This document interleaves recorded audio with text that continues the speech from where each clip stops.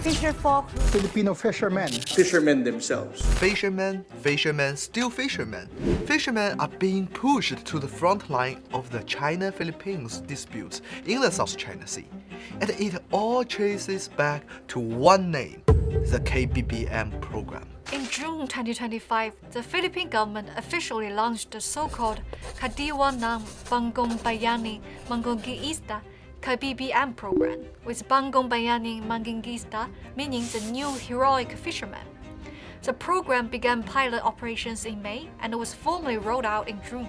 Our investigation based on open source data and information from sources close to this program tells a very different story. What is framed as economic assistance is in reality a state-backed maritime militia initiative. It represents the latest evolution of the Philippines' gray zone tactic and its victim narrative in the South China Sea. Today, we expose how this program really works. When we search for this program on social media platforms such as X and Facebook, something striking emerges.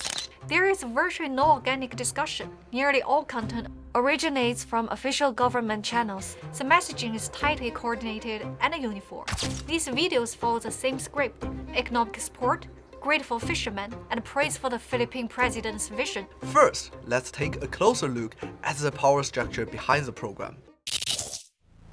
This chart lays out the hierarchy of the KBBM. At the top sits the Philippine National Maritime Council, established by the President Marcos Jr. in March 2024. Beneath it is the so-called WPS National Task Force, which coordinates the entire operation. The Philippine Coast Guard acts as the executive arm, working in tight coordination with the Bureau of Fisheries and Aquatic Resources. Information control and narrative dissemination are handled by the Philippine Information Agency.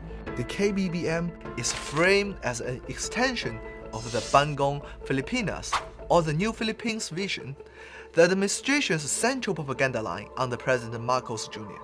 Next is Operational Command. Admiral Ronnie Joe Galvin, Commandant of the PCG, oversees the maritime deployment. Under the KBBM, vessels such as the BRP Cabra and BRP Teresa Magbuana are deployed. Aircraft escorts and fisher aggregating devices are also part of these operations. This further confirms that the PCG functions as the executive arm of the program. However, Ronnie Joe Galvin is not the public-facing figure. Instead, lower-ranking officials are far more active in shaping and pushing the message. This is how the PCG's propaganda is delivered to the public. That figure is Jay Tarialo, spokesperson for the PCG. From frontline videos and staged fish purchases to fuel and ice distribution, and paired with provocative remarks targeting China, his X account serves as the primary source of KBBM-related content online. The PIA plays a central role in messaging coordination, reposting PCG content and packaging missions as success stories to its controlled media channels.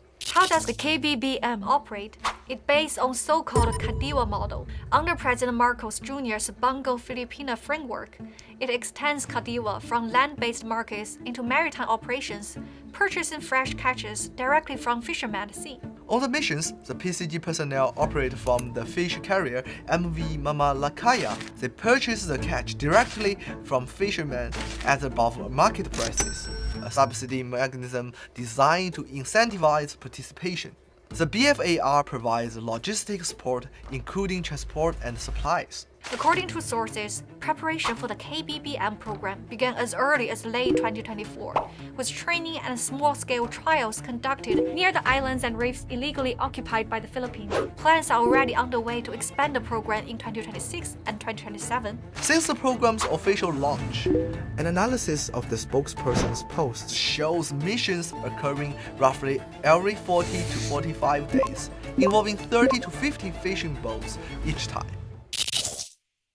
Where does the funding come from to sustain such a long-term systematic program? Most of funding comes from PCG's national budget, but external actors are also involved. For example, in October 2025, the US and the Philippines announced a $2.5 million cooperation package, a 3-year initiative specifically for the PCG, including extensive training and advisory support. We also noticed a familiar figure, Ray Powell. He is a retired US Air Force colonel and also the director of the so-called Sea Light Project. Whenever the Philippines stirs up tensions in the South China Sea, he always voices support for the Philippines against China. Predictably, he is involved this time too. The KBBM is a state-managed information operation embedded in geopolitical rivalry, aimed at inflaming domestic populism and amplifying the Philippines' victim narrative in the South China Sea. All available analysis shows that international support for or references to the KBBM program on social media remain extremely limited, with virtually no public endorsement, likes, reposts, or positive commentary from foreign governments, officials, or institutions. So what is the KBBM really about? Not protecting fishermen, but placing civilians on the front line of maritime confrontation and turning their presence into political stakes. Calling fishermen heroes does not make this strategy noble. It makes it more dangerous. That is the reality behind the Philippines fisherman narrative.